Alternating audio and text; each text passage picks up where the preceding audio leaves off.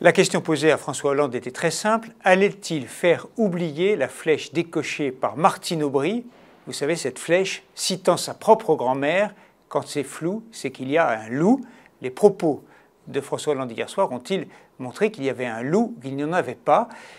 La réponse, en fait, est un peu ambiguë. Oui, il y a un effort de clarté absolument notable sur la priorité donnée à la production, aux entreprises. Et le choix de Manuel Valls va aussi dans ce sens, la priorité à l'économie. On sait que Manuel Valls a été partisan de supprimer, revoir en tout cas, les 35 heures. On sait qu'il n'est pas du tout un partisan du durcissement fiscal, et c'est même l'inverse.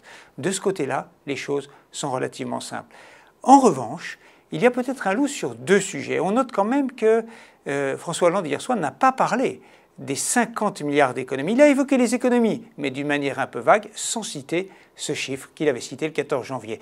Et puis, second point, sur la trajectoire des finances publiques, des déficits publics, il y a une phrase un peu ambiguë pour faire comprendre, et ceux qui sont attentifs à ces questions l'ont bien compris, pour faire comprendre que l'objectif de baisse des déficits jusqu'ici affiché, eh bien, serait peut-être remisé à plus tard. Une fois les élections européennes passées, c'est-à-dire au printemps, une fois une nouvelle commission européenne installée, il sera temps peut-être de négocier un nouveau calendrier de baisse des déficits publics. Sur ce point, ce n'est pas un flou, mais les choses étaient moins claires qu'il l'aurait souhaité. Alors un dernier point peut-être sur le plan purement politique, la nomination de Manuel Valls.